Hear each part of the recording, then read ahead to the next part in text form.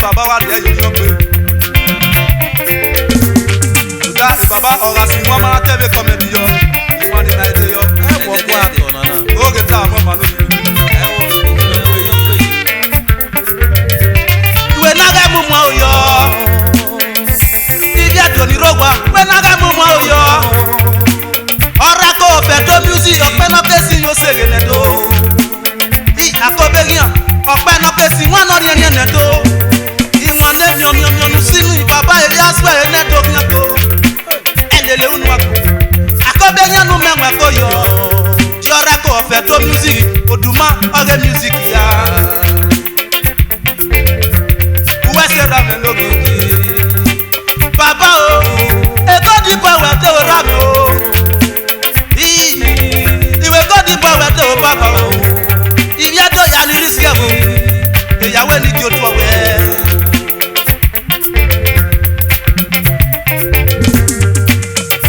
iwe baba na ki o ma un me ki se de o ma yo be ni kata o ma gari ye kana no akobe ga ki o ma un wo menwe e ki se de o ma yo odumare music ya iwe pewe ki yo epewe ki go bije o eperi ebe ije na ge sagi no mo yo ra ko fe to music ipa bo na o baba o yaro yo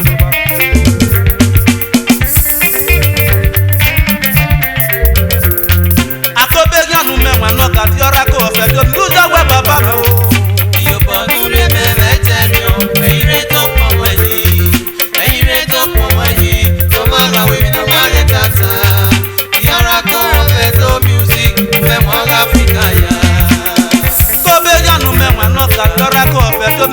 baba me o iyo bodure me betejo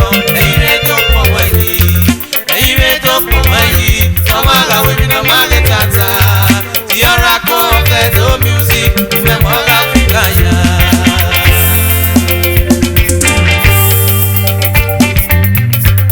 uloko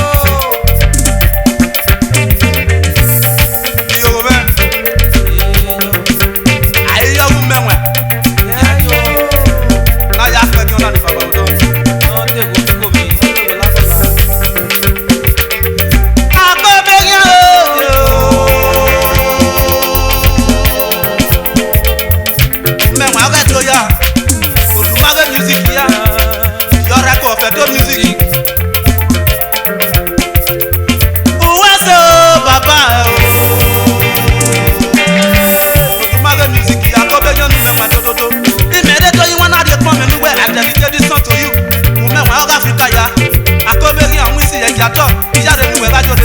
baba se bi won eri o be pe ewo to emi won paro ki pe be do le baba na si won no de yo e life o se yo paro le baba ga si won ni won ni je na ke wo do e shuta to le lo tu le pa ya o be do o me wa do to le lo tu le pa ya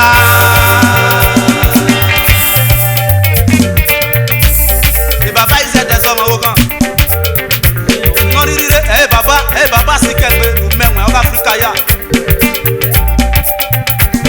omo ma lo mi yo geta ni won paro le baba yan si won yi ni won ni ki na fe wo edo dedede ko be ya you much o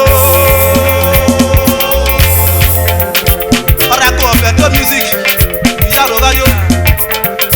ya do ni rewo iboke wi ya ro ki ajore you too much oh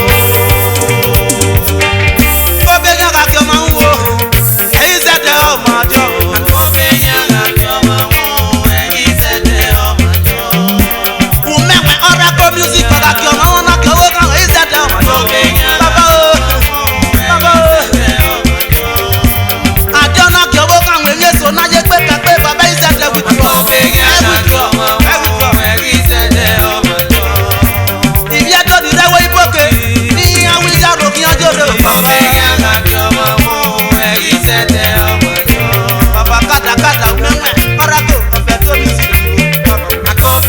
gadio